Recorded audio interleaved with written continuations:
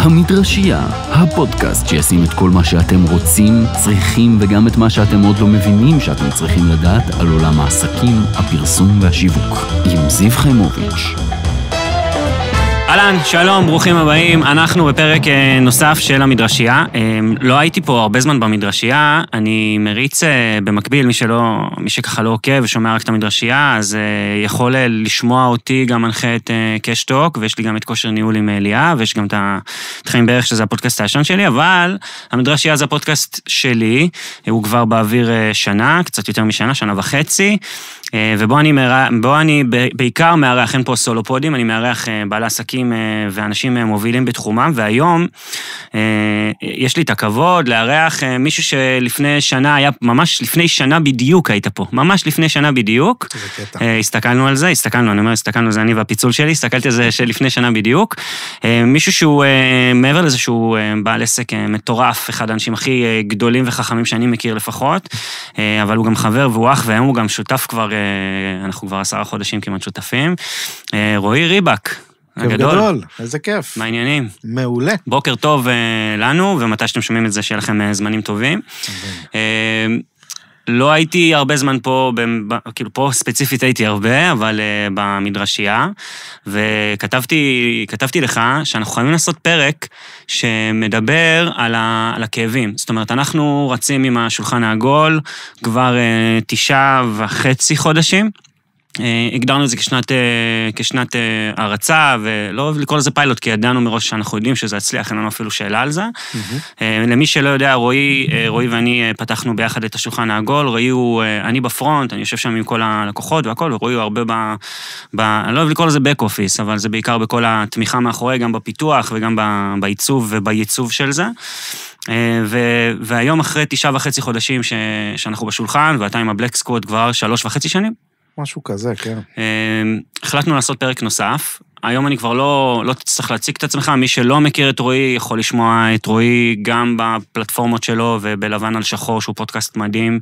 אני את רועי הכרתי דרך הפודקאסט שלך, דיברנו על זה בפרק הראשון לפני שנה.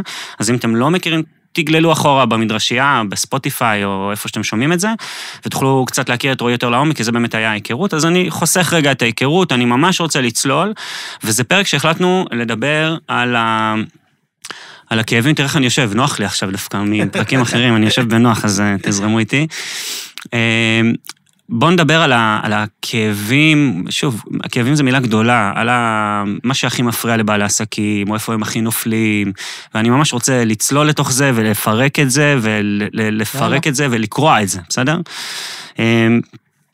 לרוב אני לא מגיע עם דפים לפודקאסט, אתה ראית את זה כבר קורה, אני עושה את זה רק בקשטוק, כי זה פודקאסט מאוד לימודי, הוא מאוד, זאת אומרת, אתה חייב להיות עם נקודות ציון מאוד מאוד מדויקות, אנחנו מדברים שם על כלכלה, ופה החלטתי דווקא כן, בגלל הניסיון שצברנו, בגלל הניסיון שלך יש, בגלל הניסיון שלי יש באופן אישי, ומה שאנחנו צברנו ב9.5 החודשים האחרונים. אנחנו הולכים לדבר על 4 דברים עיקריים, האחד הוא על אחריות וניהול של בעל העסק, לאחר מכן על שיווק, שאתה מאסטרו בתחום, אחרי זה כספים, תזרימים בעיקר, ואז קצת פילוסופיה, נעמי קצת בפילוסופיה. אז אני אתחיל מהאחריות וניהול. לפני שאני אתחיל, אתה רוצה רגע להגיד משהו אחרי, אנחנו ב9.5 חודשים באוויר, ויצאנו לדבר הרבה, אגב, מי שלא יודע, רועי ואני, מעבר לזה שאנחנו שותפים, אנחנו גם חברים, וגם מעבר לזה, אגב, היום אתה יודע איך מודדים חברות בשנת 2025, לפי כמות השטויות שאתה שולח אחד לשני באינסטגרם, אז רועי ואני שולחים אחד לשני, אני חושב, 15-20 רילסים ביום על שטויות, וצוחקים על אנשים שנפלים בסולמות. היום זה ז'אנר העצים והסולמות, אנחנו נמצאים בז'אנר הזה, ז'אנר מדהים בעיניי,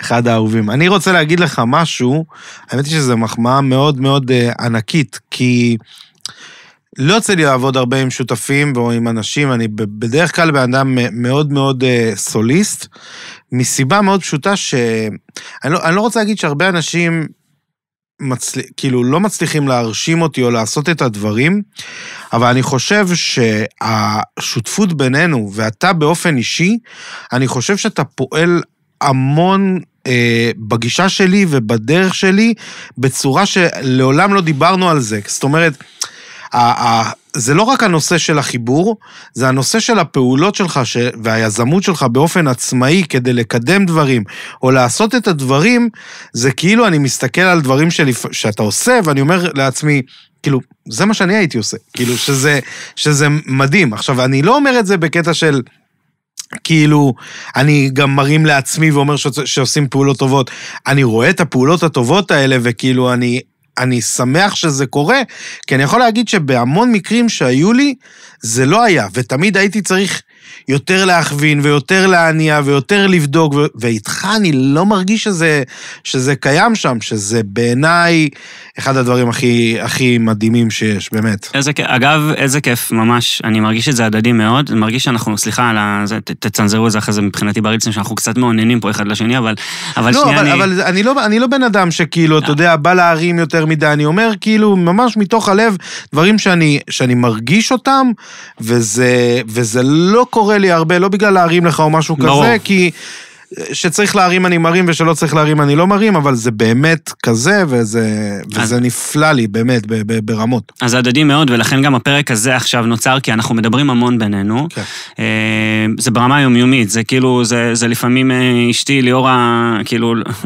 שואלת מי זה ב-12 בלילה, למרות שאני לא אראה בדרך בשעות האלה, אבל מי זה עם הרילסים וההודעות, ופתאום קופץ לי איזה משהו, אנחנו הפוכים מאוד בשעות, ואני יכול לענות לך ב-4 בבוקר, ואתה עונה לי אחרי זה ב-12:30 בלילה, על כל מיני פיתוחים ורעיונות וחשיבה, ואנחנו, אני כן יכול להגיד שאנחנו גם, מעבר לרמת המעשה, יודעים לתכנן קדימה, אתם עוד לא יודעים את הכל, כי אנחנו עוד לא פרסמנו את הכל, אנחנו יודעים לתכנן קדימה 5 צעדים כדי שלא ניתקל בבעיות, וזה משהו שאני מאוד מאוד אוהב בשיח בינינו, ומתוך זה נולד הפרק, כי אנחנו מזהים הרבה דברים שאנחנו גם אם לא נתקלנו בהם, אנחנו יודעים שהם הולכים להגיע, ולכן מתוך זה נולד הפרק, אז זה לא היה באמת בשביל הדבר כיף לשמוע את זה, ממש כיף לשמוע וכיף להיות את זה. אגב, היה פרק שהירחתי פה 2 שותפים בחברה גדולה, רוני וגורי היו פה, והפרק עצמו דיבר על איך מוצאים שותף. והם דיברו ממש על המקום הערכי, ואני חושב שפה אנחנו מדברים פה על שותפות שהיא גם ערכית, אבל גם פעלתנית, זאת אומרת, אנחנו יצורים משלימים. זה מצחיק שאתה אומר, כי הפרק שהיה לפני שנה, אוקיי, כי החיבור בינינו, זה שאני, בראשונה שלחתי לך הודעה בקטע של, היי, זיו, מה זה, אתה מדבר כמוני, אתה עושה כמוני, זה כאילו, ככה אני ניגשתי אליך, ואז כאילו, היה כאילו בקטע של, הבנתי שאנחנו מאוד דומים בקטע של באופי ובחשיבה ובדברים האלה, וממש מהודעה הכי של, וואי, אני רוצה להכיר את הבן אדם הזה שמדבר כמוני וחושב כמוני, זה נהיה בקטע של שותפות. נכון. אז אני אומר, זה בהכי מקריות שיש, שאני הרמתי את הכפפה וממש כאילו, שלחתי לך הודעה משום מקום, וזה פשוט נולד. ואני חושב שדווקא הדברים האלה, אתה אומר, עירכתי שותפים שבדרך כלל אולי מכירו והתחברו איזה משהו כזה, אצלנו ממש זה נולד מהכי כל פנייה קרה, לא משמעותית על כלום ושום דבר. כן, וזה התחמם מהר, כי מיד הבנו את השפה המשותפת. בדיוק, וזה יפה. והאמת היא שהיום, בנושא שמי שמעלה תכנים, או מי שעושה, שם את עצמו גם בפרונט, מאוד קל לזהות את האינדיקציה שמדברים על אותו קו, לי זה היה נראה מאוד מאוד טבעי. אני רוצה רגע שנזכור את הנקודה הזאת, כי אנחנו נגיע לה בשיווק, יש פה איזה עניין ספציפי שאני רוצה לגעת לגבי הסושיאל, כן. שבזה אנחנו מאוד מאוד דומים, ומאוד שונים הרבה פעמים מהנוף. נזכור את זה, נגיע לזה לשיווק. אנחנו נתחיל באחריות וניהול, הכנתי כמה שאלות ככה שנוכל מהם לדבר, ואני אתחיל מזה ונצלול. אני אתקיל אותך, כי אני לא יודע כמה העמקת בזה, אני יודע שראית את הקובץ, אבל... אני אגיד לך, אני ראיתי את הקובץ, הוספתי איזה משהו קטן שלא הבנתי, אבל ממש לא העמקתי בכוונה, כי אני אוהב לבוא כזה... בדיוק, אז אני אשאל אותך, ונתחיל עם השאלה הראשונה, לגבי אחריות וניהול של בעל עסק, לעסק שלו, מה המשפט הכי גרוע, שבעל עסק אומר לעצמו? הוא אשם, ולא אני אשם. כי מה? כי בעצם כל הנושא שאנחנו מדברים פה על נושא של אחריות. ומישהו ששתו לי, עשו לי, ההוא איבד את זה, זה מה שנקרא זריקת אחריות. עכשיו, כשאנחנו בעלי עסקים, אנחנו צריכים להבין שכל מה שקורה לטובה או לא לטובה, זה אחריות שלנו. זאת אומרת, יכול להיות שעובד עשה טעות וזה עלה לנו, אוקיי? אבל זה אחריות שלנו, שכנראה לא לימדנו אותו כמו שצריך, או לא חפפנו אותו כמו שצריך, או שלא היו נהלים ברורים בנושא הזה, ולכן תמיד אני חוזר לנקודת המצב שכל מה שקורה בעסק, בכל תצורה שהיא, תמיד זה אחריות של נקרא לזה מנכ"ל, אני לא אורד לנושא של הבעלים, כי זה משהו אחר לחלוטין. מי שלוקח החלטות, כן, אז יש המון, אם נגיד אתה בעלים והמנכ"ל, אז כמובן שזה אחריות עליך. אבל קודם כל זה לקיחת אחריות ולהבין, אוקיי, זה בעיה שלי, אני עשיתי את זה, ואיך אני מתקן את זה. אוקיי, הוא לא עשה דברים כמו שצריך, אז מה אני לא עשיתי טוב כדי שהוא יעשה את הדברים כמו שצריך? זאת אומרת, הסרת האחריות, או אי לקיחת האחריות, זה האירוע הגדול ביותר. אני חושב שכן. אז אני ממשיך עם זה רגע לדבר הבא.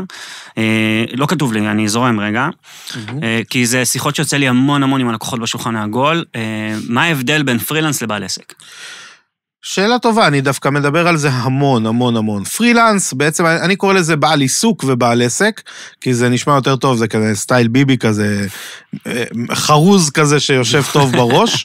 אז בעל עיסוק ובעל עסק. בעל עיסוק זה מישהו שלמד מקצוע מסוים, המקצוע הזה יכול להיות נגרות, המקצוע הזה יכול להיות מאמן כושר, איש שיווק, או לא משנה מה המקצוע שלך, צלם, עורך, whatever.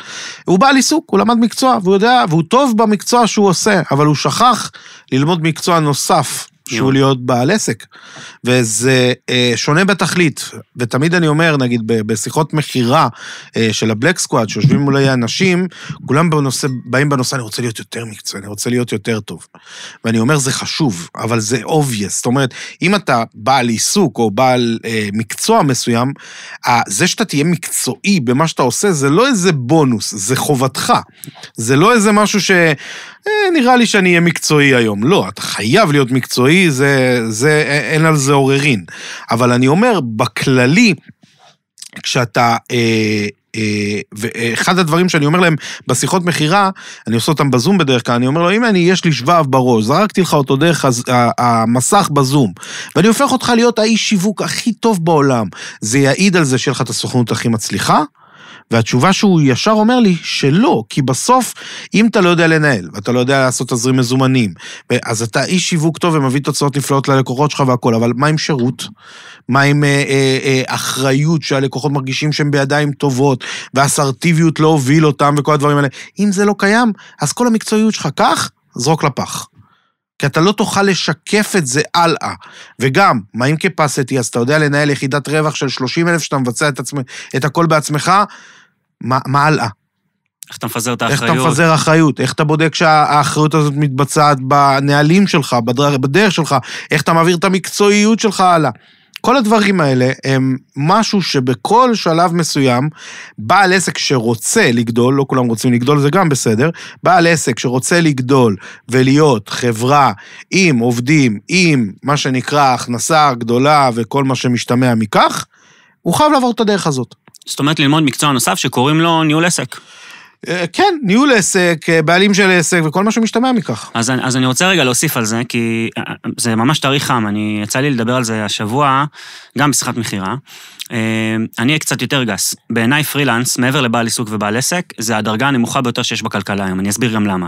כי אין לו הבטחת הכנסה, אף אחד לא מבטיח לו, אבל שיווק לעצמו הוא כנראה עושה, בסדר, ניהול התזרים שלו כנראה לא קיים, רוב הפרילנסים שאני פגשתי עם פרילנסרים, אין להם מושג כמה הם מרוויחים בסוף, הם יודעים אולי כמה הם מכרו, הם לא יודעים מה שורת הרווח או כמה נכנס בסוף הבית, הם מתגלגלים פשוט מחודש לחודש, אין תחזית לאן זה הולך בכלל, זאת אומרת, הכל לא עובד כמו שצריך, אני אפילו לא מדבר על זה שהוא לא מפעיל איתו עוד פרילנסרים שישלימו את העבודה שלו ויקלו עליו ויגדילו את הקפסיטי, או עובדים, או זה בכלל לא נמצא שם, הוא כאילו תחתית שעדיף בעיניי, לך תהיה שכיר.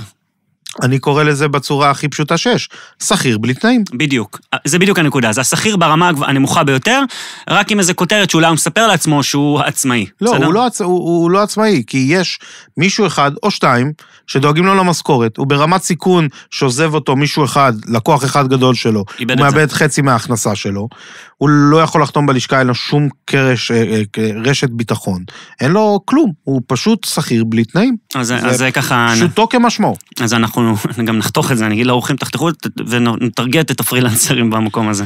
תראה, בגדול, אני מאמין ואני גם נפגש איתם, הם יודעים את זה, הם מבינים שהם לא במקום טוב, הם פוחדים, כי בסופו של דבר, להיות פרילנס, עם כל הסיכון שבדבר, יש גם ביטחון בדבר הזה, כי אין לך כמעט תוצאות, אתה עובד מהבית, באיזה מקצוע שאתה אוהב אותו, וזה גם יכול להתאים מאוד לאנשים מסוימים, שאומרים, עזוב אותי לקוחות, תן לי את המחשב שלי, את העבודה שלי, זרוק לי משימות במנדי, אני טיק טיק טיק מתקתק אותם. אז מתאים להם לעבוד מהבית, הם לא רוצים את ה-9 to 5 באיזה משרד, אני קורא לזה, להיות דג זהב באקווריום, באיזה משרד בראשון, שאתה כל דקה מסתכל עליו, ואומרים, איזה דג יפה, תעשה בועות, כאלה.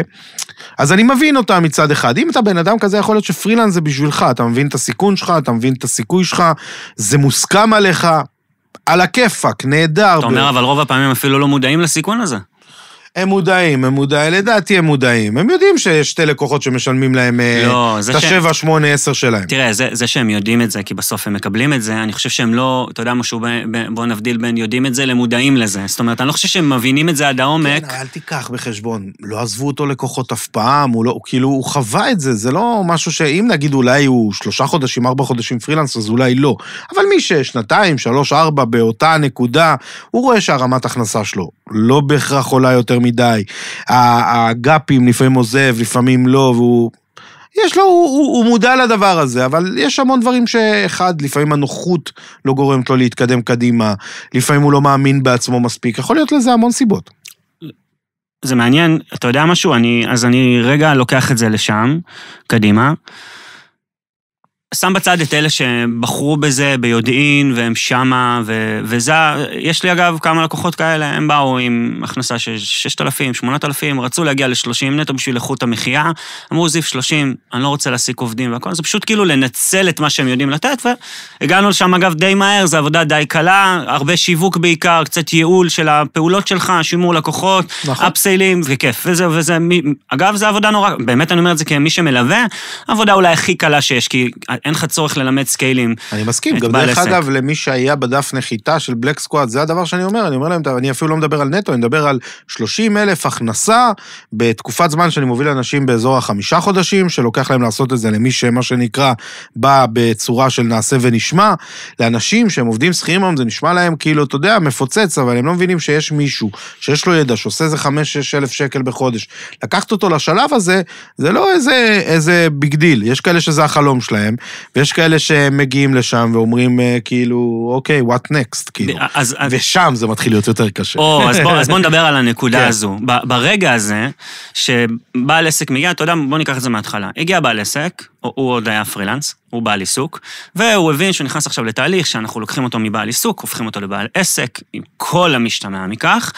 גדלנו מ-6,000, ניצלנו את מכסות הקפסיטי שלו, הוא כבר יושב על 80%, הוא מכניס מחזור של 30,000 שקל, הרואה חשבון שלו מבסוט, מס הכנסה ביטוח לאומי גם מבסוטים, כולם מאושרים, המדינה מאושרת, הוא מאושר, יש לו כסף, ואז הוא שואל what next. ואז אני שואל אותך, מה מגדיר מנהל טוב, או איזה פעולות ראשונות עסק צריך, כשהוא מגיע, זה, שוב, כאילו 25-30 שקל זה שם קוד, כי זה נורא משתנה בין עסק לעסק, כן מוצר, כן שירות, לא שירות, קפסיטי, יותר טכנולוגי, פחות טכנולוגי, זה שם קוד, בסדר, נקרא לזה שם קוד 30,000 שקל, גם שיבינו את זה, כי זה לא מספר, שאנשים יגידו 30,000 שקל, זהו, אני חייב כבר לשנות, יש אנשים שיודעים לעשות יותר, יש כאלה שפחות, ומתוך הדבר הזה... גם שאנשים יבינו, יש 30,000 שקל שמפסיד כסף, כן? בדיוק, זה מה שאני אומר, אני קורא לזה שם קוד, 30,000 שקל עם 60% רווח, בסדר? עסק סבבה לכל דבר, מפרנס את הבית, יש גם איזה בן זוג שמכניס גם עוד איזה משהו חיים, סבבה לגמרי. מה נקרא ממוצע ומעלה במדינת ישראל. והוא החליט שהוא רוצה להיות גדול, הוא אמר, אוקיי, התלהבתי, הבנתי, קיבלתי את טעם ההצלחה, מה הדבר הראשון שאתה היית רוצה לעבוד איתו כדי שיוכל להתחיל לעשות את הסקייל הראשוני מ-30 שם קוד ל-next level. אז אני רוצה לעלות שלב אחד עוד למעלה, אוקיי? יצא לי להגיד את זה בכמה פודקאסטים, וזה דבר שאני, בראש שלי נבנה עם הזמן ועם הניסיון. אני אומר, היום, לפני אני יורד לרמה של הניהול והמנכ"לות, אני הולך לרמה של הבעל עסק. אני אומר בסוף, אם אתה פותח עסק, אוקיי? אתה חייב להשיג 3 דברים. אם לא השגת אחד מהם, זה 3 דברים ביחד. אם לא השגת אפילו אחד מהם, נכשלת במהלך הדרך, ואני אסביר. הדבר הראשון הוא הגשמה והתפתחות. זאת אומרת, אתה רוצה לקום כל בוקר ולהבין שאתה עושה טוב, שכיף לך בעבודה שלך, שאתה מאושר ממה שאתה עושה. מאושר באלף. מאושר באלף, כן? זה כאילו להגשים את עצמך, לתת את הטוב שלך לעולם, זה הגשמה. הדבר השני שאתה חייב להשיג אותו, זה כסף, אוקיי? עסק, אני לא יודע אם אני מחדש למישהו, זה יחידת רווח, הוא צריך להרוויח, וכמה שיותר, הרי זה מבורך. הדבר השלישי זה זמן, אוקיי? בעל עסק צריך שיהיה לו זמן, תחביבים היא לא מילה גסה, זוגיות, ילדים, וכל מה שאתה רוצה להשיג, גם לשכב בספה ולראות נטפליקס, לא בושה למי שרוצה ויכול לעשות את זה, ומוצא בזה בילוי ראוי, אוקיי?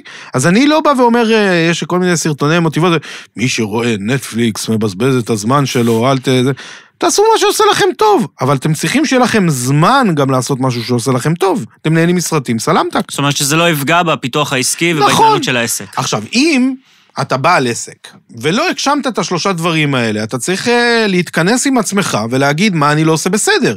הרי אם נגיד יש לך הגשמה, אוקיי? ואין לך כסף, זה לא בסדר. אם יש לך הגשמה כסף ואין לך זמן, אתה עובד 17 שעות ביום, זה לא סבבה. אם יש לך זמן וכסף, אבל אתה לא מגשים את עצמך ורע לך כל יום שאתה קם בבוקר, אז אתה לא באירוע הנכון. אז אתה לא באירוע הנכון. זאת אומרת, אתה חייב להשיג את 3 הדברים האלה ביחד. ואם זה לא עכשיו, אתה צריך לייצר מסלול שבונה שאתה תשיג את 3 הדברים האלה ביחד. בשיחת האסטרטגיה האחרונה שעשינו ביחד, על השולחן העגול, אנחנו מסתכלים על 3 גורמים האלה. נכון. 1, לראות שאתה בתור המנכ"ל של השולחן העגול, יש לך את ההגשמה ואתה נהנה ויש לך פשן להוביל את האנשים קדימה. איך זה לפנות אותך מבחינת זמן ולהיות במגמת ניהול, ואיך אנחנו הולכים לעשות יותר כסף באירוע הזה. זה מן הסתם חייב לבוא ביחד, זה לא יכול שמשהו יבוא על חשבון השני. וכמה פעמים אמרתי לך את הדבר הזה, ואמרת לי, אפשר לעשות פה ואת הפגישה, אמרתי לך, אבל צריך שיהיה לך זמן, אתה לא יכול לעשות את הכל ביחד. זה חלק מהאירוע, זה חייב לבוא ביחד. אז זה מבחינת הבעלים של העסק. אם אנחנו יורדים לרזולוציות של הניהול ושל המנכ"לות, אתה תראה שזה ישתלב, כי בסופו של דבר אתה מגיע לרמת הכנסה מסוימת, ואתה אומר לעצמך, מה אני צריך לעשות כדי לפנות לי זמן? והדבר הזה קורה, זה בדרך כלל להכניס או טכנולוגיה, או עובדים, או גם וגם, שזה המומלץ. שילוב בין הטכנולוגיה למשאב אנושי. כן. ומה שיקרה באופן טבעי במקרה הזה, זה ששורת האחוזי רווח בעסק ייפגעו. עכשיו, משהו שאני תמיד אומר לאנשים, שאני אומר להם את זה, זה נשמע כזה, וואו, אחוז הרווחיות שלי ייפגע. ואני אומר להם, האחוז רווחיות ייפגע, אבל השורה התחתונה צריכה לעלות. משמע. הכסף. נכון, כי אם אתה אף פעם לא הולך למכולת ואומר, שלום, יש לי 80% רווח בעסק, אני רוצה לקנות לחם. אני אומר לך, אדוני, סתום את הפה, תביא כסף. כן. אז אני אומר, אם נגיד אתה עושה 30,000 שקל בחודש, והרווחיות שלך היא 70%, אוקיי? אז אתה מרוויח X מסוים. 21,000, ואם, לפני מס גם כמובן. הכל לפני מס. ואם נגיד, לצורך העניין, ההכנסה שלך עלתה ל80,000 שקל, ואתה מרוויח רק 50%, אתה עדיין לוקח 40,000. נכון.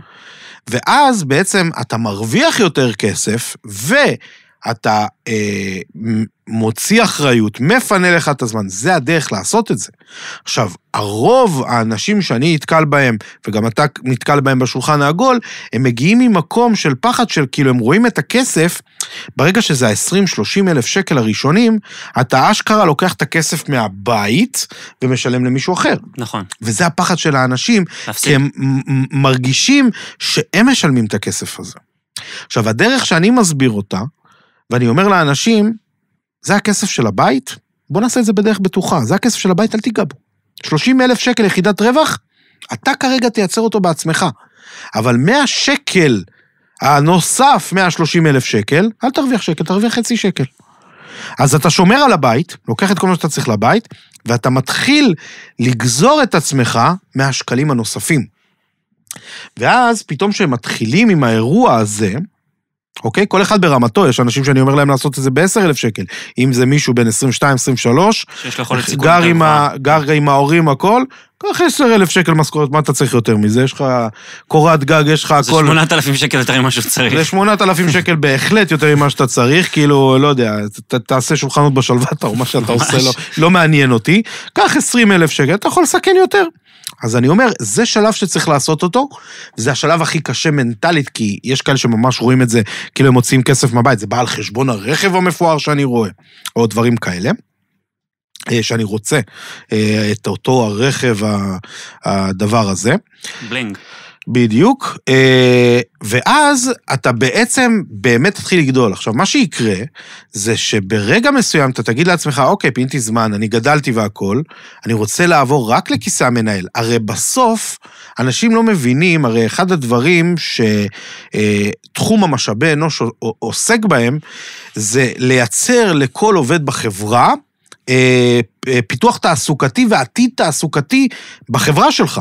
הרי אם אין את זה לעובד... רווחה תעסוקתית בעולם המקצועי. רווחה תעסוקתית. אז אני אומר, אם נגיד בסופו של דבר, אנחנו לא נייצר לעצמנו, בעסק שלנו, עתיד תעסוקתי, רווחה תעסוקתית, קידום לעצמנו, ואנחנו נשאר על הכיסא של העובד השחור שעושה את הפעולות הקטנות, אנחנו נשחק. עכשיו, אנחנו עצמאים, אנחנו צריכים ליצור את זה לעצמנו, ואנשים שוכחים לעשות את זה. הם יכולים להישאר עם המקצוע שלהם, אוקיי? נגיד הם ספרים, הם יכולים לספר כל היום. 30 שנה. 30 שנה, וזה בסדר אם אתה אוהב את מה שאתה עושה, אבל מהניסיון שלי, אתה רואה אותם אחרי כמה זמן עם דלקות פרקים, ועניינים, בעיות בגב, פה ושם. אז אני אומר, אבל אם היית יודע לנהל, אז היית יכול להביא את הבן אדם, לתת לו אחוזים מסוימים, לקחת לו על כיסא, על דברים כאלה, ולפתח את זה באמת לביזנס, שנותן לך, אתה אוהב לספר מעניין, מהמם, תספר, אבל לא 10 שעות ביום, תעשה שעתיים. תשמור על העסק, תשמור על המקצוע, אבל בעדינות, כאילו. בדיוק.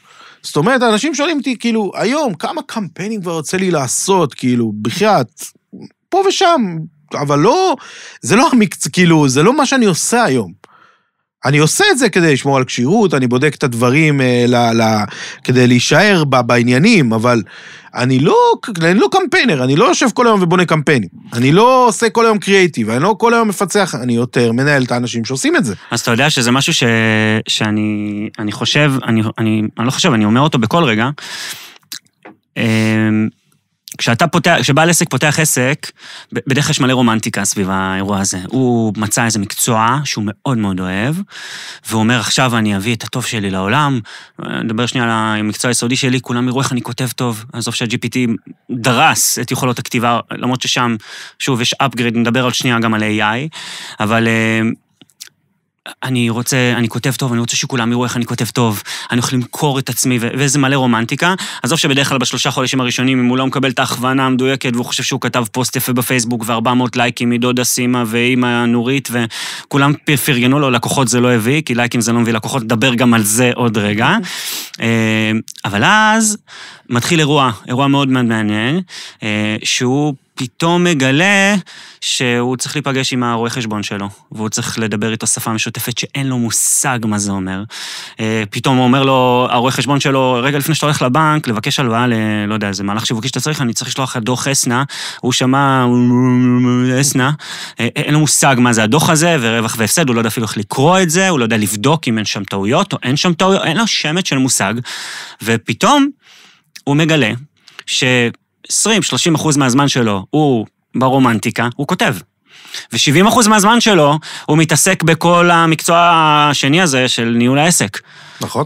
וזה משהו שאני משתדל לצעוק אותו בעדינות, כי אני לא עושה פרובוקציות, להגיד לבעלי עסקים שיוצאים לעצמאות, תראה, אם אתה רוצה לעשות את העבודה שלך, לא משנה צווארון, לבן, כחול, whatever, כל חייך, רק אתה, מתחילתו ועד סופו, ואתה תלוי בעצמך, אתה חולה אין עבודה, יצאת לחופש, כסף לא נכנס, עם כל היתרונות והחסרונות והסיכונים של הדבר הזה, אז אני בעד, אבל תדע למה אתה נכנס. זאת אומרת, אתה חייב לדעת למה אתה נכנס.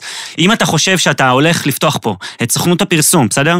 ואתה לא הולך את הצעדים האלה, ואין לך מושג, חביבי, אתה נכנס לסטטיסטיקה, שתוך 3 שנים, יש סיכוי גבוה מאוד שאתה תהיה בתוך הסטטיסטיקה של עסקים שנפתחו ונסגרו, כי אתה לא תשרוד את האירוע הזה. במקרה הזה של סוכנויות פרסום שהן קטנות, זה לא שהם ייסגרו, הבעל העסק יסגור אותם. זאת אומרת, הם לא יסגרו בגלל שהוא יתעייף והוא יגיד לעצמו, מה אני צריך את הדבר הזה? בסוף מ-30,000 שקל, תוריד את ההוצאות, תוכנות, רואה חשבון, גם אם הוא יישאר עם עוד כמה אלפים, זה לפני מיסים, ואז יש מיסים ופה ושם. בסוף אתה לוקח משכורת של שכיר, סבבה הביתה, עם ביטחון וראש שקט. אז אני אומר, שוב, יש יתרונות בלהיות עצמאי, ואני הכי אוהב את זה בעולם, ואני לא הייתי, כאילו, עושה משהו אחר, אבל יש אנשים שזה מתאים להם להיות שכירים, וזה מעולה, אבל תבינו את האירוע שאתם נמצאים בו. עכשיו, בואו נדבר, אם אנחנו נכנסים לנושא של כלכלה, הכלכלה בנויה כדי שהעסקים יגדלו. היא בנויה ככה, זה נקרא אינפלציה, ויש אינפלציה כדי שאתה תגדל, כי הרי הכסף שלך נשחק. אז אם הרווחת 30,000 שקל היום, והרווחת 30,000 שקל עוד עשור, זה לא אותם 30,000 שקל. נכון. זה לא אותם 30,000 שקל, הם שווים הרבה פחות. זה מצחיק שאנחנו מדברים על זה ערב הורדת הריבית כנראה של הפד, שתשפיע על ה... נכון. אז אני אומר, במקרה הזה, הם מכריחים אותך לגדול בעסק, ואין לך ברירה אחרת. אז אתה יכול לעצום עיניים ולהגיד, אוקיי, אז אני רוצה להישאר במקום הסבבה שלי, אבל זה לא עובד ככה. כלכלה לא עובדת ככה. אני מסכים מאוד, אגב, בשביל זה גם נולד אחד הפודקאסטים שאני עושה, כי אנשים גם לא מבינים כלכלה. אני כן אגיד באמירת צד, דיברתי איתך על זה, שבאחת הפעמים שבשיעורים, עשיתי שיעור בשולחן העגול, על מבוא לכלכלה. אני לא איש כלכלה, זה לא המקצוע שלי, אבל אני מבין כלכלה כנראה קצת יותר ממרבית האנשים, ובטוח גם יותר ממרבית בעלי העסקים. זה יתרון אגב ענק. ועשיתי שיעור במבוא בסדר? בשיעור עצמו של המקרו-כלכלה יגיע איש מקצוע. כי זה משהו שאנחנו גם עושים בשולחן, אגב, גם בבלק סקוואט, אנחנו מביאים אנשי מקצוע, מה שאני לא פרופשיונל, אני אביא, אבל את המבוא אני יודע להעביר. ואז דיברתי על אינפלציה, דיפלציה, סטאגפלציה, כל אתה יודע, המושגים המפוצצים, ומה זה כוחות שוק, ואז, תשמע, עיניים פקוחות, פעורות, אנשים לא הבינו, חלק ידעו יותר, חלק ידעו כלום, מה ההבדל בין ריבית בנק ישראל לפריים, וכשאתה מגיע ואומרים לך פריים פלוס, אז אנשים אומרים, מה זה, הפריים, אני משלם 2% ריבית, כי אמרו להם פריים פלוס 2, הוא לא מבין שהשחיל אותו פה עם 8% ריבית, ואז הוא פתאום קולט שהוא משלם רק את הריבית, בכלל זה קורה לו את הצורה, ואז מתוך זה גם הבנתי שכל שיעור אגב נפתח, כל שבוע ביום שלישי שאני מעביר שיעורים, הוא נפתח ב5 דקות כלכלה, אני כבר יודע ששבוע הבא, ראש השנה, אז זה יזוז שבועיים קדימה, אנחנו כנראה הולכים לדבר פה על האירוע של הריבית, של הפד, זה חתיכת אירוע גדול מאוד, ומה זה עושה, אני גם כותב על זה, אתה ראית את זה בקבוצה בקהילה, אתמול שאלתי אם אנשים יודעים בכלל מה זה אומר להם, חצי ידעו, חצי לא ידעו, זה אירוע שבעיניי הוא מזעזע שאנשים לא יודעים מה זה אומר, לדוגמה הורדת הריבית, אני אומר את זה כבר פה, הורדת הריבית היא הנאה של כוחות הכלכלה, מתוך הדבר הזה, כי אתה אומר, טוב, יש לי יותר כסף פנוי, בוא נוציא אותו. וגם אנשים לא מבינים גם את האפקט קדימה, שמה שכנראה יקרה, זה תיקון בשוק, ירדו כל המניות השוק, ואז יתחילו רלי למעלה. בדיוק. אז יש דברים גם למי שעושה השקעות, או דברים כאלה, גם השלכות מהדבר הזה. עולם, ואנשים צריכים להתחיל להכיר את השפה. אבל התחלנו לדבר מקודם זרקת משהו על מכל שקל ומעלה 130, נכון? שאני אשקיע? זה דרך הבטוחה, למי שלצורך העניין צריך הביתה 30, אז 30, מי שצריך הביתה 10, אז 10. אז אני רוצה רגע לקחת את הנקודה הזאת, והופ, לקחת אותנו לצד הבא, לנושא הבא, וזה שיווק. שיווק זה העולמות שלך, זה הפשן הגדול שלך, ואני רוצה להתחיל דווקא מנקודה אחת, היא תתחלק לשניים. עסק שנפתח היום, הוא עושה 3 דברים, בלי זה הוא לא יודע לקבל לקוחות, שזה אגב כל פעם מטריף לי את הצורה, האחד הוא לוגו, השני הוא חייב לעשות אינסטגרם, בלי לעשות אינסטגרם הוא לא יכול לפתוח את העסק, זאת אומרת הוא לא יכול לקבל לקוחות אם הוא לא הוציא זה, ואז הדבר השלישי או השלמה של זה, הוא מיד יתחיל ללכת לאיפה אני מצלם, מה אני מצלם, איזה סרטונים אני עושה, זאת אומרת הוא לא יודע לתת שירות ללקוח, אבל הוא כבר באינסטגרם עושה שמח, ומתוך זה אני רגע רוצה לשאול שאלה, כי זה אני מאמין שאנחנו שותפים לו,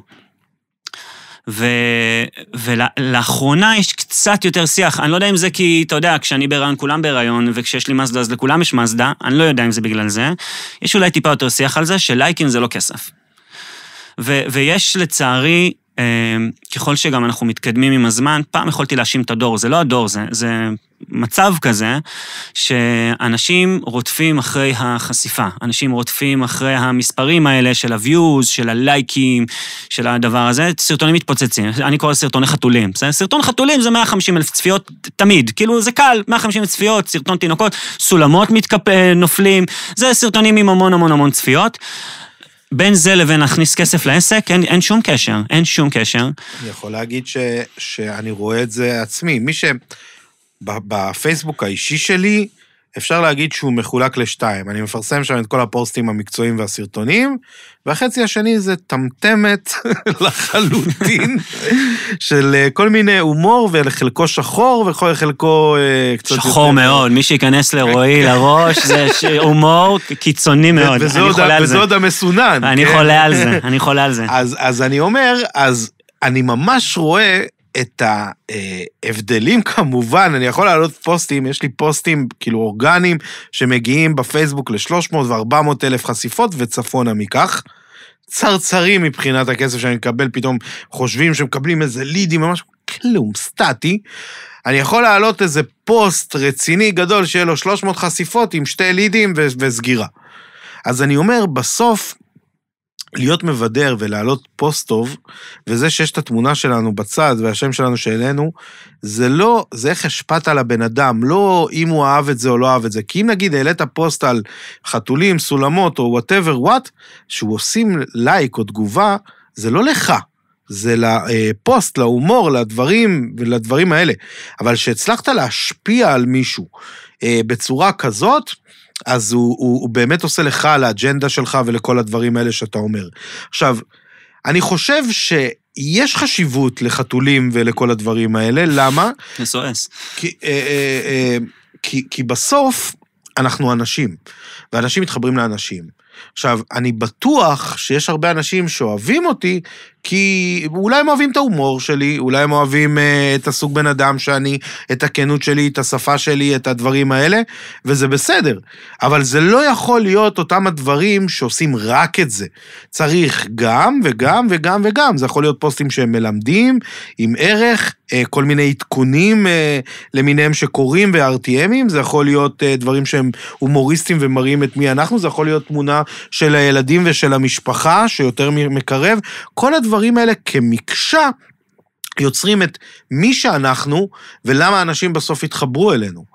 אבל זה צריך להיות רבגוני, כי אז אנשים הולכים ונשאבים לעשות רק את זה, כי אתה רואה איזה, לא יודע, מסעדה שניצל או צ'יקו מיקו קורסון, שהם בסוף במקום להראות את המנות, הדברים האלה, שהם גם צריכים לעשות את זה, נשאבים רק לקפוץ לבריכה ולהגיד צ'יקו מיקו קורסון. וזה בסוף, תסתכלו על ההיסטוריה, טרנדים חולפים, ואתה לא יכול לבנות עסק על טרנד. יכול להיות שאתה תעשה איזה מכה או 2, אבל זה לא יחזיק, ובדרך כלל, במיוחד במדינת ישראל, ובמיוחד עם הרמת חיים שאנשים רוצים להגיע פה, זה נגמר באסון. כל עסקים שהיו בנויים על טרנד, הנה היה את כל הנושא של הטרנד הזה של הלבובו, ראיתי כתבה ממש לא מזמן, שהחברה שמייצרת את הדבר הזה, נחתכה במיליארדים, כן? משווי השוק שלהם. למה? כי היה איזה גל, קנו לבובו, נגמר, פשיט, ירידה.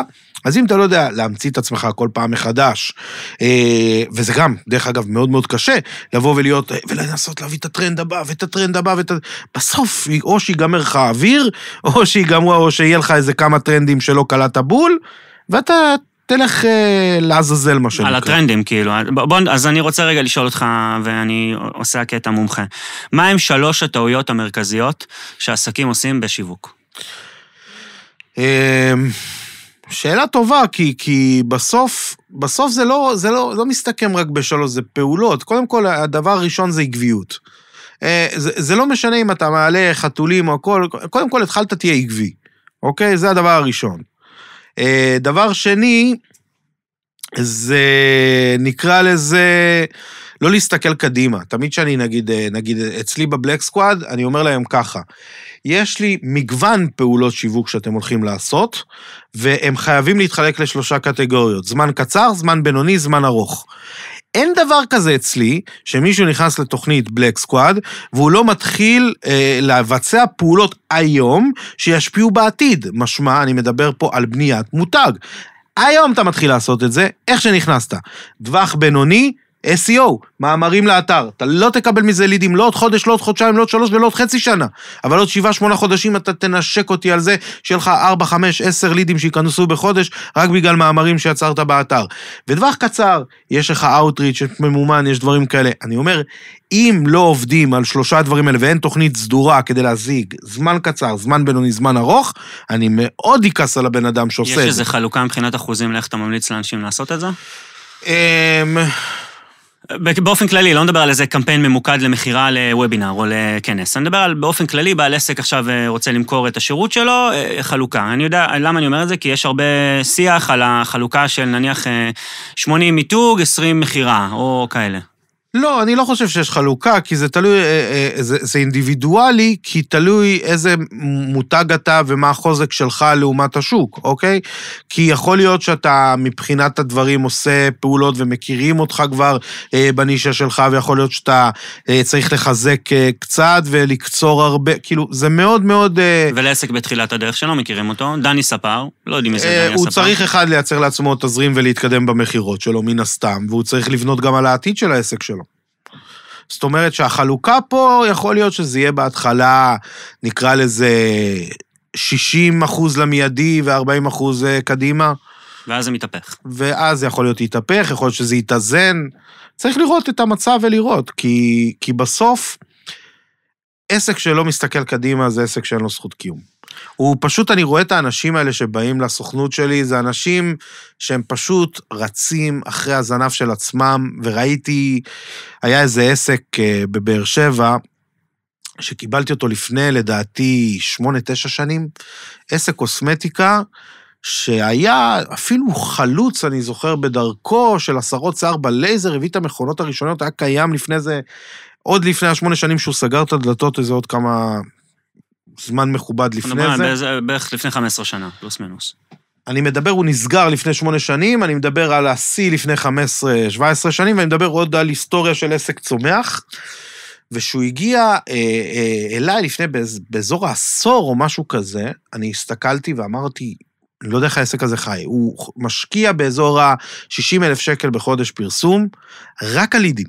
עכשיו, הרמת הזיה פה, שהוא מקבל לידים, יש קצת סגירות, יש דברים כאלה, סכומים מאוד מכובדים שיוצאים, אבל אם הקמפיין הזה לא באוויר, צרצרים, אין טלפונים, אין תנועה במקום, אין כלום. והוא לא רואה את זה. הוא מבחינתו חייב לנשום. עכשיו, רוב העסקים שאני רואה, עובדים ככה. אתה רואה מנכ"לים שלמים, נרקומנים של לידים. אין לידים. מה קרה? מה פה ושם? הם לא בונים על זה שאנשים יכירו אותם, ויעשו את החיפוש עוד לפני שקפצת עליהם עם איזה סרטון שלך, וישירו ליד, כי הצלחת לשכנע אותם עם איזו הצעה שאי אפשר לסרב לה, שהם יגידו, אני אבדוק איתו, נראה לי שאני אלך עליו. כאילו, למה לא? למה לא לבנות את זה מלכתחילה? וזה טעות שאני רואה אותה הרבה, ואתה רואה את העסקים האלה בסופו של דבר, עולים בתקציבים שלהם יותר מדי, נשחק, לא קורה, אין סיבה של הלידים לבחור בהם בכלל. כן. אז הם רואים את הטקטוקים של הלידים שמתעניינים, אין בעיה. אתה יודע, מי שישאיר אצלך ליד, הוא ישאיר גם אצלו ואצלו ואצלו, ואז הוא יבחר איפה ש... אבל זה בדיוק הנקודה, פה התחרות, ואז אני גם אתן איזה דוגמה, פה התחרות כשאתה נרקומן של לידים, אתה כאילו מוכר את עצמך בזול, אני אומר, כי אתה תמיד מתחרה על הטווח המיידי, אין שום קשר רגשי בינך לבין הלקוח, ואז בדרך כלל להתחרה על כסף, או על כמה אני מקבל יותר בפחות, שזה עדיין כסף, זאת אומרת, אתה תמיד מתחרה על האזור הנמוך של המחירה. יפה, אז אני דרך אגב, במקרים האלה, נגיד מי שנכנס בבלק סקואד, עם מחזור של 5, 6, 7 שהוא בהתחלה שלו, עד שהוא לא מגיע ל-30,000 לפחות, יש לו תזרים לעמוד בזה, והוא לא העלה סרטונים ועבד על הטווחים, על עוד טווחים, והגיע לזה על ידי כיתות רגליים, לא מרשה לו לעשות ממומן. לא מרשה לו. למה? כי אז הוא יהיה במלחמת מחיר. הוא יהיה במלחמת שיש ליד שאין לו מושג מי אתה, אין לך שום דבר שישכנע אותו שאתה יותר טוב מאחר, ואז מה שהדבר היחידי שיש לך לעשות זה להוריד את התחתונים. על זה גם נדבר, עוד שניה נדבר על השאלות הפילוסופיות קצת, על כוחות הנפש, כי זה החלק האחרון שאני רוצה שניגע בו בפודקאסט, אבל כן רציתי להגיד לך, לדוגמה, תראה, הרבה פעמים נורא אוהבים לדבר, גם אני לא חוטא בזה, אני חושב שזה נכון, אנחנו מנתחים את קוקה קולה ואת נייקי, זה בדרך כלל שני המותגים הגדולים שנורא נורא אוהבים לנתח, ואז אתה אומר, הם עושים כמעט רק מיתוג, הם כמעט ולא עושים פעולות מחירה. זה ממש לא נכון, זה אם אתה מסתכל במקרו, אז זה נכון, אבל לצורך העניין, בתור מישהו שהתחיל לדרכו בתחום הפאבים והמסעדות, הם עושים המון פעולות. קודם כל, יש להם סוכני מחירות שטח בכמויות אסטרונומיות, זה אחד. דבר שני, היום, אם יש לך פאב או מסעדה, אני לא יודע אם ידעת את זה או לא, אתה מתקשר לסוכן הקרוב לביתך, והוא שולח לך דוכן עם מישהי או מישהו, שיכינו קוקטיילים של איזה מותג בן שלהם, או יביאו לך טעימות של כל... הם יעשו את הכל במחירה פר אקסלנס, והכל על חשבונם. לא, זה ברור, זה חלק זה חלק מתפיסת השיווק שלהם. נדבר שנייה במה שאנחנו רואים בעיניים, לא כבעל העסק, נדבר אנחנו כצרכנים, רוב הפעולות שלהם הן פעולות מיתוג. זאת אומרת, זה רוב הפעולות שלהם, הם לא יגידו היום תקנה קוקה קולה 2 ועוד 1. לא ראיתי את זה, ואני על האדמה 36 שנים. אני כן אגיד אבל לדוגמה, אז אני שם רגע בצד את נייקי וקוקה קולה, כי זה באמת מותגי על, סופר על, נורא, הרבה פעמים שאנשים שומעים את זה, זה קצת אלוהים מדבר אליהם מהסנה, זה רחוק להם. אז אני אקח אתכם רגע, ואני לוקח אותך איתי רגע לפלאפל ברחובות, שקוראים לו פלאפל קריטי. הוא פלאפל דתי 80 שנה, 70 שנה, 60 שנה, או המון שנים. עכשיו, כשאתה רוצה פלאפל טוב באזור רחובות, ואתה תשאל את המקומיים, כי זה הקהל יעד שלהם, הם לא ימכרו למי שגר בכפר סבא, זה לא רלוונטי, זה עסק לוקלי, אתה אוטומטית, אתה רוצה פלאפל טוב, אבל באמת טוב, הוא אפילו יקר, אבל לך לקריטי. לך לקריטי, אתה תהנה מהחוויה, ועכשיו בוא, איזה חוויה, זה לא איזה טוסי או איזה מסע, בוא, פלאפל, אין פה משהו, פלאפל. פלאפל כבודו במקומות מונח. אנחנו אחרי זה נלך לאכול פלאפל, אבל הרעיון הוא שהמותג שם כל כך חזק, שהם כבר לא צריכים לעשות, ואז אתה כבר, ואתה יכול להגיד לך שהיום מנה אצלם, היא אולי הכי יקרה ברחובות, או אולי בין היקרות. כי המותג מאפשר להם למכור את הערך של הפלאפל, ואני אומר לך את האמת, אמת, אני לא בטוח שזה הפלאפל הכי טעים שאכלתי בחיים שלי, אבל אתה כאילו כבר מחויב בכך לתפיסה הזו, שאתה אומר, כאילו גם אם אתה אוכל כבר לא, אני לא יודע אם לא נעים לך, אבל איפשהו פה בתת מודע, אתה אומר, שמה זה הפלאפל הכי טוב שאכלתי בחיים שלי, ואכלת פלאפלים טובים ממנו. אז זה קצת לגבי זה. ואני רוצה רגע להתקדם איתנו לנושא הבא כדי שנספיק. בוא נדבר על כסף, ואז נדבר גם על פסיכולוגיה, כי זה מעניין. יאללה. רגע, אני כתבתי פה על זה כמה דברים. ואז אני אשאל אותך את השאלה הגדולה, מה המספר הכי חשוב בעסק? כמובן תראה, זה לא תשובה חד משמעית, כי אני אסביר את הדבר הזה. קודם כל, תלוי איזה עסק אתה. יש מה שנקרא סטארט-אפים. סטארט-אפים יכול להיות שיש להם דברים ורצונות שהם שונים. זאת אומרת, סטארט-אפ לא יסתכל על שורת רווח. זה לא מעניין אותו. נכון. הוא צריך לגדול כמה שיותר מהר, ולהראות התכנות מאוד מאוד גבוהה. עכשיו, יכול להיות שזה סטארט-אפ שרוצה להפוך להיות עסק, או יכול להיות סטארט-אפ שרוצה להיות מוכן להנפקה, או זה יכול להיות סטארט-אפ שרוצה להיות מחירה ולעשות אקזיט. שזה אגב ברמה המקצועית, זה ההבדל בין תשקיף לדוח. זאת אומרת, הם מייצרים תשקיפים עתידיים, אין שקל בקופה שנכנס, אבל התשקיף הוא מיליארדים אולי. נכון. לעומת דוח, שזה מה עשיתי. נכון. אז יכול להיות שגם יש המון סטארט-אפים וחברות כאלה שהפסידו שנים על גבי שנים כסף. יוטיוב היא כזאת. יוטיוב אלפאבית קנו אותם ב-2005, לדעתי השנה הראשונה שיוטיוב הרוויחה כסף בינה, כאילו, בעצמה, זה היה באיזה 2021, משהו בסגנון הזה. כן. והרבה לא מבינים את זה. לצורך העניין יש Monday.com, חברה ישראלית, גם לפני 2-3, זה הפעם הראשונה שהם הרוויחו כסף. אז תחשוב כמה, יכול להיות שהם לא הפסידו, אבל יכול להיות שהם צברו גם כל מיני דברים שהם רק עכשיו משלימים. יוטיוב בהחלט צברה חובות עתק בטוח. עלה רן, אבל קוראים לזה רן, היא קיבלה כסף וזמן, הכסף הזה בדרך כלל מתוקצב וזמן, בידיעה שהיא מדממת אותו בשביל הפיתוח. כן, זה לא נקרא לדמם, כי היא לא באמת מדממת אותו, היא פשוט מפתחת עצמה מאוד מהר בכל המשאבים שיש לה, ואין לה, כדי לגדול מאוד מהר. אוקיי, אז זה לסטארט-אפים. זה סטארט-אפים. מה המספר הכי חשוב? לבעל עסק קטן בינוני. בוא נדבר עליהם. שורת הרווח ולא המחזור. זה ברור. אז בוא, אם אני רגע הולך לשם, עסק פתח, והוא צריך לקחת הלוואה. אבל אני אומר, רגע, זה לא, אני יודע שזה מצחיק שמדברים במחזורים, אבל המחזור כן יש חשיבות מסוימת, אם העסק בנוי טוב.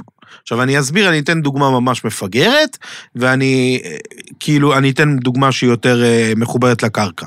אם נגיד העסק שלך, אתה, מה שנקרא, אפילו לא יזם, אתה פשוט אידיוט, וקונה טסלה ב-200,000 ומוכר ב-100,000, אז המחזור שלך הוא ממש מפגר, כן? אבל עשית 100,000.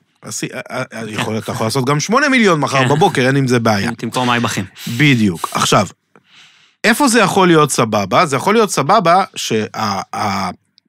העסק שלך עושה מחזור מאוד גבוה, והרווחיות שלך מאוד נמוכה, כי אתה באמת רוצה, כמו סטארט-אפ, להגדיל את הפוטנציאל כדי להרוויח יותר בעתיד, וזו החלטה מושכלת שאתה משקיע יותר בשיווק ומחירות ודברים כאלה.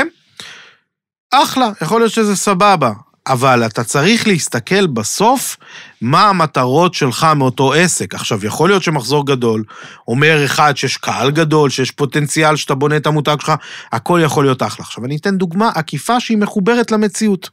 חברת פייבר יצאה בהצהרה שהיא מפטרת 250 עובדים, שזה לדעתי רבע מהכוח האדם שלה בדברים, והכתבה אמרה... עובדים אינאוס, לא הפרילנסרים שנותנים להם את השירות, כאילו. עובדים אינאוס, פייבר... משכורת עם כותרת של פייבר. בדיוק, 250 עובדים מפוטרים, אוקיי? וכמובן כמובן המנכ"ל יצא בהצהרה, בגלל ה-AI אנחנו מפטרים 250 עובדים. בזכות, הוא אמר.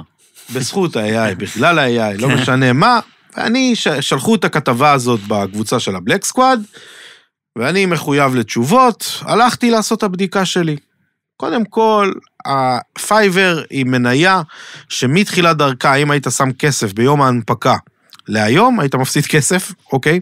התשקיף היותר גבוה מהדוחות. הם בחברה בקריסה, אוקיי? בקריסה טוטלית, מעניין, אוקיי? ואז נכנסתי יותר לרזולוציות עומק, כדי להבין עד כמה יש פה בעיה. החברה משקיעה 51% בשיווק ומחירות, ולא גודלת. עכשיו, אני לא מדבר איתך פה על 100 שקלים, או 10,000 שקל, או אפילו על מיליון שקל, מדובר פה על סכומי עתק. בדולרים. ובדולרים, ואנחנו מבינים שיש פה בעיה מאוד חמורה, כי אם אתה כל כך משקיע בשיווק ומחירות, ולא גודל, כאילו, יש פה בעיה. אז אני אומר, אם אתה משקיע בשיווק ומחירות, במודע, על חשבון הכסף שאתה לוקח הביתה, במודע, אוקיי? דרך אגב, ראה שולחן העגול. זה עסק שלנו שאנחנו עושים מהלך, אבל אנחנו רואים גדילה. נכון. אז אני אומר, אנחנו משקיעים את הכסף שלנו כדי לגדול יותר מהר, כדי שאנחנו ניקח בסוף יותר רווחים, מן הסתם. אבל אם נגיד היינו רואים שאנחנו משקיעים יותר ולא מקבלים יותר, היינו צריכים להגיד, לא, סטופ. זאת אומרת, אנחנו צריכים לראות מגמה. המגמה חייבת להיראות. וזה כמו שאמרת, נכון? יש תצפית, יש תחזיות, יש לראות את הרמת ההיכרה, מה קורה בשוק, כל הדברים האלה, ולראות שאנחנו מתפתחים. אז מתוך הדבר הזה אני ממשיך רגע לשאלה הנוספת. אז רגע, נעלה תשובה סופית בדבר הזה. אוקיי. גם למחזור יש איזה, בצורה מסוימת, חשיבות כדי להראות על הפוטנציאל, הכל. אבל בסוף, אם אתה עסק, אתה רוצה אחד להרוויח, אתה רוצה או לראות צמיחה ומתי אתה מרוויח, כי בסוף, גם אם אתה ציבורי או פרטי, בעלי המניות רוצים לראות כסף. אז אתה יודע משהו, אני רגע אוסיף על הדבר הזה משהו, שזה גם שיעור חם טרי שממש העברתי השבוע, על איך מקבלים החלטה, אם מתוך אינטואיציה או מתוך דאטה, והתשובה, גם. אז התשובה היא תמיד גם וגם, יש לזה כל מיני מודלים אגב, שחקרו אותם בעולמות ההתנהגות, פסיכולוגיה התנהגותית, שזה נורא מעניין, אנחנו נדבר על זה גם אחרי זה, זה כשלעצמו פודקאסט לבד, אבל השורה התחתונה היא שגם בעניין הזה, זאת אומרת, אם החלטתי, נניח השנה שעברה עשיתי 500,000 שקל, מחזור עם 50% רווח, בסדר? 250,000 שקל נכנס, לפני מיסים כמובן, אחלה, הכל טוב ויפה. והשנה עשיתי 1,000,000, אבל עם 30% רווח. אבל, על פניו, הנתונים לא מדהימים, בסדר? הם לא מדהימים כי נשארתי מאוד מאוד קרוב לאיפה שהייתי, ויצרתי לעצמי אולי הרבה יותר כאב ראש, והרבה יותר סיכון ו-whatever. אבל יש איזה נתון שהוא בדאטה, אבל רק אם אתה יודע אותו, אתה יכול להיות רגוע. והנתון הזה אומר, תראה, אני גדלתי מה-500 למיליון בזכות זה שהבאתי תקציבי שיווק יותר גדולים, כי הייתי צריך את הקפיצה הזו ולייצר תודעה והיכרות וזה, וגם הבאתי עובדים שכרגע הם פחות מיומנים, אבל אני יודע שתוך שנה אני מכשיר אותם. זאת אומרת, יש נתון בדאטה שלא אמרו אותו, ורק אתה יודע אותו כבעל המניה והמנכ"ל, וזה משהו שחייב להיאמר, ולכן אני מאוד מאוד מתחבר למה שאתה אומר. כן, כי בסוף, אתה יודע, התפקיד של המנכ"ל בסוף, מעבר למספרים, אתה צריך להביא את המהלכים ולאן החברה הולכת. עכשיו, לצורך העניין, רוב המניות או רוב הנושא של הדברים, זה יותר גודל וקטן, יותר מהדיבור של המנכ"ל, מאשר מהמספרים והדאטה. נכון. כי אני רואה נגיד חברה שבעיניי היא חברה פח אשפה, שזה מטה, אוקיי? שאני רואה את מרק צוקרברג מדבר מעל הפופיק שלו ברמות מטורפות. עכשיו, היום קפץ לי, בוא נראה מה התאריך היום, 18 לספטמבר, 25, קפצה לי הדגמה של מרק צוקרברג, מסתובב עם המשקפיים החכמות שהוא עשה בשיתוף עם רייבן, וקופץ לו שם הודעה, והוא עונה הכל מהמשקפיים. הלכתי לתגובות, ואז אני רואה תגובות שמתחלקות לשתיים, כאלה שבאמת מכירים את מטה, וכאלה שלא מכירים את מטה. כל אלה שלא מכירים את מטה, עפו על זה. וואו, איזה חידושים, איזה דברים, איזה פה, איזה שם. אלה שמכירים את מטה שואלים כמה זמן הסוללה מחזיקה, והתגובה לאחרי זה חצי שעה. אז אני אומר, בכללי, יש אנשים וחברות כמו מרק צוקרברג או מטה, שהם אלופים בלדרבן את כולם, אנחנו בחדשנות, אנחנו מטאברס, זה דברים כאלה, כישלון חרוץ. וואי, ממש. אתה יודע ששמעתי על זה לפני 4 שנים, על המטאברס? שטויות במיץ עגבניות, והוא יודע פשוט לסחוף את כל המשקיעים ולהגיד להם, אנחנו מייצרים לכם את העתיד. אבל בתכלס, שאתה מסתכל על הדברים שלו, בהווה לא עובדים לך דברים, אני משתמש במערכות שלו כל יום, אין זבל כזה, באמת. אבל כולנו בהם. נכון. אז אני אומר, בסוף המפרסמים אוכלים מזה, והוא, מה שנקרא, ממשיך למכור את העתיד. אילון מאסק בעצמו אומר על טסלה, כאילו, אתם משוגעים, המניה פה מנופחת של החיים, כאילו, זה לא השווי שלה, אבל האנשים כל כך מאמינים שהוא החדשנות, והוא הדברים האלה. אז אני אומר, לפעמים לדברים האלה יש יותר משקל מהנתונים הכספיים והדברים האלה, כי זה הולך על הכספים. זה בדיוק החיבור הזה. אז שאלה אחת אחרונה, לפני שאנחנו עוברים לקצת פילוסופי וערכי, ועם זה אנחנו נסיים. יש נתון, אני שם אותו על השולחן, ואז אנחנו נדבר עליו, ואז נשאל מה אתה חושב שהוא הדבר הנכון ביותר. עסק שמייצר, היה גידול, הוא התחיל להרוויח והכל, ואז פתאום הוא נכנס לקשיים. הדבר הראשון שהוא בדרך כלל חותך, שיווק.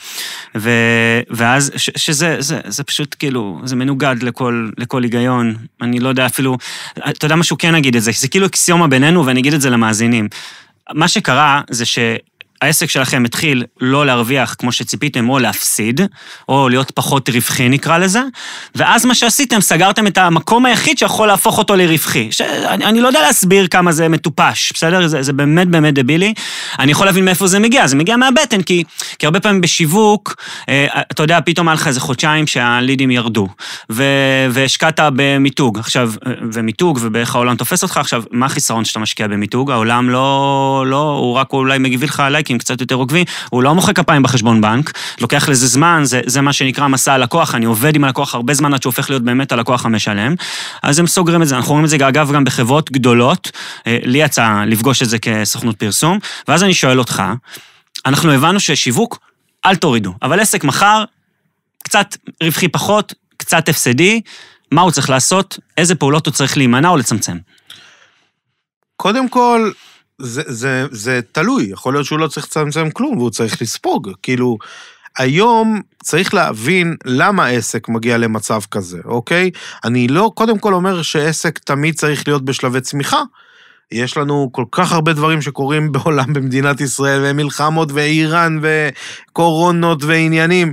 לא כל העסקים, אתה מסתכל על כל המניות, החברות הכי חזקות בעולם, עליות, ירידות, ככה זה גם אמור להיות בעסקים קטנים, אנחנו לא אמורים לראות גרף ליניארי הולך קדימה יהיה עליות, יהיה ירידות. זה מה שאמרת פה, צריך למסגר ולשים בחדר מעל כל בעל עסק. נכון, יהיה עליות, יהיה ירידות. בהכרח, בוודאי, כאילו זה לא משהו שלא יכול לקרות. יהיו עליות וירידות. זו עובדה בשטח, נקודה. אוקיי, אז מה כן?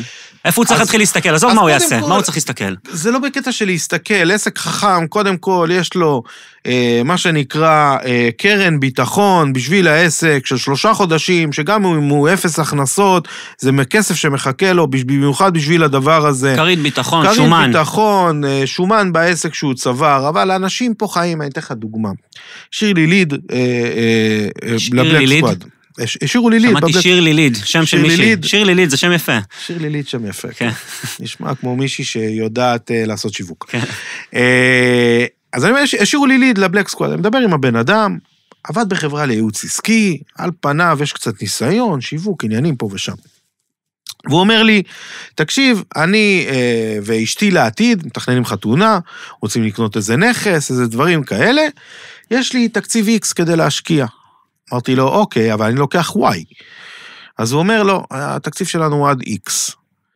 אז אמרתי לו, רגע, עכשיו אני מכיר את הבן אדם, הוא עובד שכיר בחברת ייעוץ עסקי, אני מניח שהוא מרוויח בסדר, ויש לו גם כמה לקוחות מהצד, ואני יודע את המספר, וזה גם בסדר. זאת אומרת, אם תחבר את השתיים בסדר ביחד, זה סבבה לגמרי.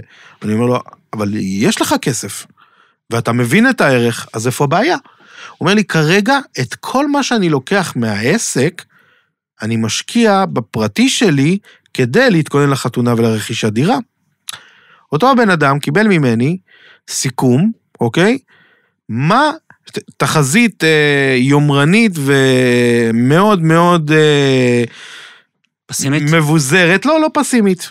שאלתי את ChatGPT שאלה אבסטרקטית, היי ChatGPT, ניקח את חברת גוגל וניקח את הכסף שמכניסים מהסרצ' ונניח איכשהו, תזרום איתי בדיבור כבוד ChatGPT, הם מחליטים לקחת את רוב הכסף שלהם הביתה, כמה אחוז רווח אנחנו מדברים? הוא אומר לי 60% רווח כנראה, הם ידללו פה, ידללו שם, מה הכסף שישאר בסוף לחברה לקחת בדיבידנד הביתה? הרבה מאוד כסף, אוקיי? אז אני אומר לו, עכשיו בוא נחבר את זה למציאות, ונראה את העסק שלא משקיע בעצמו, בפיתוח, בדברים, בשיווק, הכל, ועושה את המהלך הזה של לקחת את כל מה שהוא יכול, הביתה. אז הוא אמר, כנראה שעוד כמה שנים לא תהיה את החברה הזאת. וזה מה ששלחתי לאותו בן אדם, אמרתי לו, תקשיב, אתה לא יכול להתנהג ככה בתור בעל עסק, העסק שלך צריך כסף, הוא צריך השקעה, הוא צריך את הפיתוח שלך, כי אתה הבעלים שלו והמנכ"ל שלו. ואם לא תעשה את זה, אז לא יהיה לך עסק.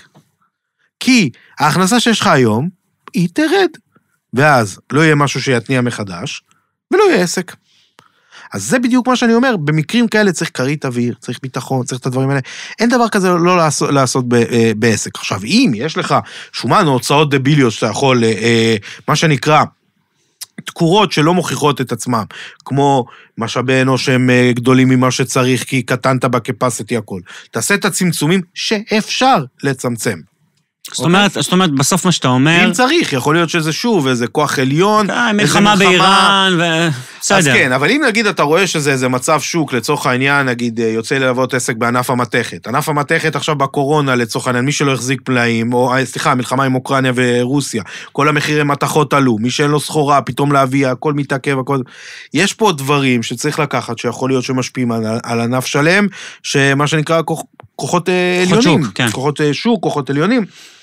אז זה מאוד מאוד תלוי, אבל כנראה שלחתוך במקרים כאלה זה לא נכון, אלא אם כן יש איזה משהו שלא יודע, אחר שצריך לעשות צמצום בהתאמה. אז אני גם מוסיף רגע איזה שנקל, ואז אנחנו באמת נגיע לשלב האחרון. אני כן אגיד שבסוף מבחינתי השורה התחתונה לדבר הזה זה שאין נוסחת קסם. אתה יודע שכשמגיעים לשולחן אנחנו מדברים על זה כל הזמן, שואלים אותי, תגיד לי מה יש בקורס? אני אומר להם, דבר ראשון זה לא קורס. אני גם אסביר לכם למה זה לא קורס. אם אתם עכשיו תתחילו לצרוך את כל התכנים שאני יודע לתת לכם, אנחנו מדברים פה על כמה שנים. כי כבר אגב באקדמיה שלנו יש למעלה מ-300 תכנים, on board, וזה רק הולך ומתעדכן כל שבוע. אז שיהיה לך בהצלחה. רק בתוכן.